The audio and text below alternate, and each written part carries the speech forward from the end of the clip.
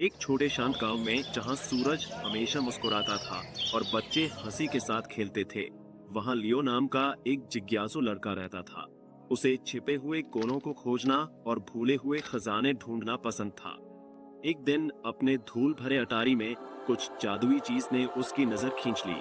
सोने की नक्काशी से ढका एक रहस्यमयी लकड़ी का डिब्बा वहां पड़ा था। अंदर उसे एक पुराना ब्रश मिला, लेकिन वह नहीं जानता था कि यह साधारण ब्रश नहीं था। उत्साहित लियो अपनी मेज पर बैठा और ब्रश को कल्पना में डुबो दिया।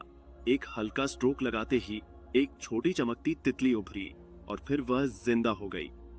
लियो ने चकित होकर मुस्कुराते हुए देखा। उसने एक लाल उछलती गेंद बनाई और धड़ाम, वह पन्ने से कूदकर जमीन पर लुढ़कने लगी। जादू सच था। वह और प्रयास करने को बेताब था। बाहर जाते ही उसकी दोस्त मिया आश्चर्य से देखती रही। एक झटके में लियो ने एक सफेद बादल बनाया और वह धीरे धीरे आकाश में तैरने लगा। फिर एक लहर में उसने एक नीला पक्षी बना दिया। वह चहचहाने लगा और असली पक्षियों के साथ उड़ गया। गांव में टहलते हुए उन्होंने एक टूटा हुआ फव्वारा देखा जो सालों से सूखा था।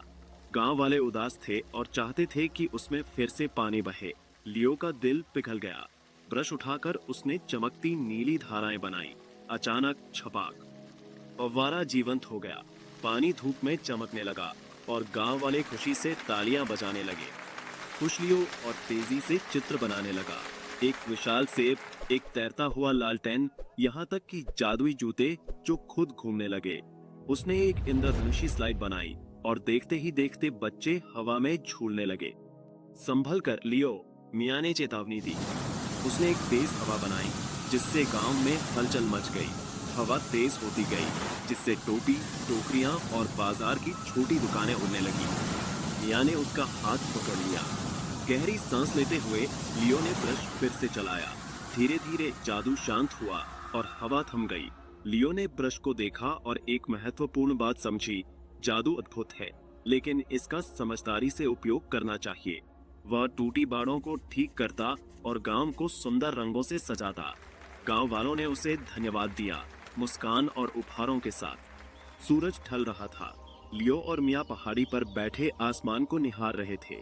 फिर आखिरी स्ट्रोक में लियो ने एक चमकते तारे की पगडंडी और एक सुनहरा अर्धचंद्र बनाया।